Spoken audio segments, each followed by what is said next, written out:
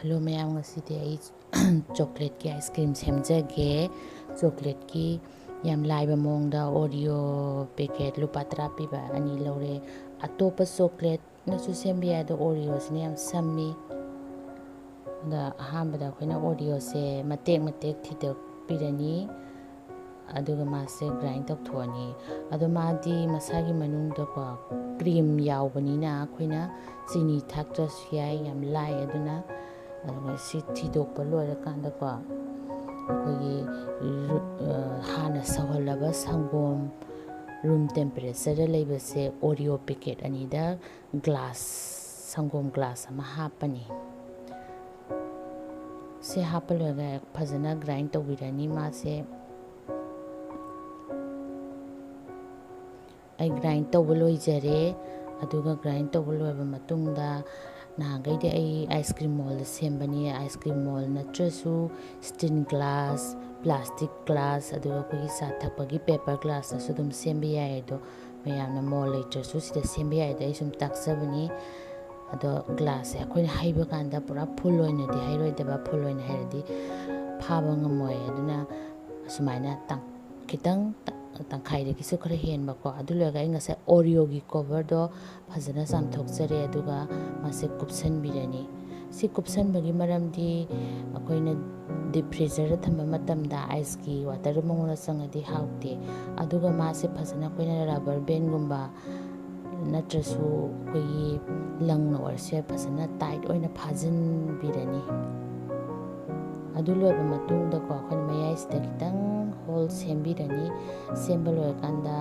ice cream gi khoi stick leitaine aduna hapkadabani ado aidi fork na oina hapaga uchage kainoda yumda loina phangwa pona su yam line ice cream sembi ai dune ina uchage si fork oina thingjale khoi kaino do oina ice cream gi stick to sinadre aremba singduna ina aigi mall macha ice cream macha sida hapsanjare si sumaina mall macha da hapase angang yam pame da sum tawjabani aduga akoi hujik su yam sare asamdi 37 38 sare aduna yari ge yumda ice cream semje aduna nattaba yam laiba mongam da koi sumba glucon d gi flavor orange flavor degi lemon flavor singsina su yam laina ice cream sembe ai akoina sumaina khara lawira matungda isinga phajana mix tawba matungda sinaso ice cream adum sembe ado si ice cream se na sisu yam hawbani angang singna su yamna pami aduna chu mathakta sidi energy drink ni na amukka su hena fai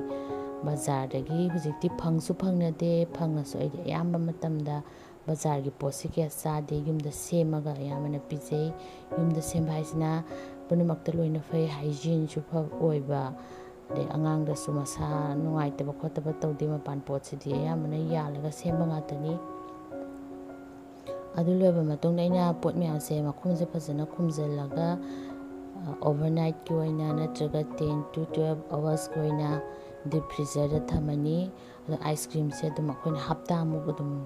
chaba yabani ice cream se freezer da thamaga ngasi aina glass da soma semba taksare mayam da sum laina kanaga dry tawbani ai deep freezer se overnight ki oina